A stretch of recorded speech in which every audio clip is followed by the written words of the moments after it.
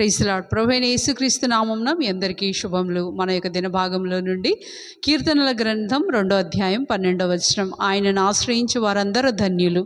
నిన్నటి దినాన మనం ఒక ధన్యత గురించి చూస్తూ వచ్చాం. అదేంటి అంటే, యెహోవా ధర్మశాస్త్రం నందు ఆనందించుచు దివారాత్రం దాన్ని ధ్యానించువాడు ధన్యుడు.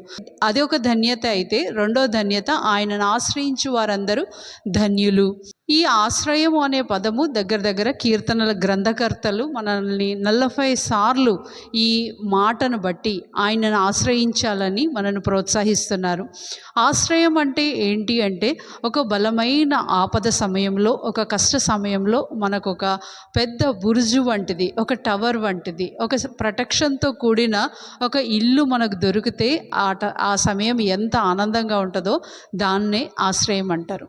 మరి ఎటువంటి వారికి ఈ ఆశ్రయం దొరుకుతుంది అంటే, నిరుత్సాహంతో, బాధతో, కన్నీటితో, దుఃఖంతో ఉన్నవారికి ఆయన ఒక ఆశ్రయ దుర్గంగా ఉన్నాడు అని ఆయన వాక్యం చెప్పబడుతుంది. మనం అలాంటి ఆశ్రయం పొందాలంటే మొదట మనం తెలుసుకోవాల్సింది ఏంటంటే, నీవు తప్ప నాకు వేరే ఆధారం లేదని మనం గుర్తించాలి. నీవు అంటే ఇక్కడ యేసు ప్రభు వారు తప్ప మనకు వేరే ఆధారం లేదు. మన ఆనందాన్ని, మన సంతోషాన్ని అనేక దిక్కుల్లో పంచుకుంటూ ఉంటాం అనుకోండి. మన ఆనందం అంతా మన డబ్బు మీద ఉందనుకోండి. ఆ డబ్బు పోతున్న సమయం సడన్గా ఒక రిసెషనే వచ్చింది, ఒక జబ్బే వచ్చింది, ఒక రోగమే వచ్చింది, నువ్వు దాచిపెట్టుకున్న డబ్బంతా పోతుంది అనగానే నీ ముఖంలో ఆనందం కూడా వెళ్ళిపోతుంది. కానీ ఈ ఆశ్రయం అటువంటిది కాదు. దేవుని యందు ఆశ్రయం పొందడం అంటే అది శాశ్వత కాలం. నీకు ఎటువంటి నిరుత్సాహం ఉన్నా, ఏ సమయమైనా, ఎటువంటి యుద్ధ సమయమైనా, ఎటువంటి కరువు సమయమైనా నీవు ఆయన దగ్గరికి వచ్చి, ప్రభువా ఇవన్నీ నా చేత కావట్లేదు, ఇవన్నీ నా వల్ల కావట్లేదు, నీ రెక్కల కింద నన్ను గప్పు, నీ ఆశ్రయం నాకు ఇవ్వు అంటే ఆయన తప్పనిసరిగా ఇచ్చేవాడుగా ఉన్నాడు.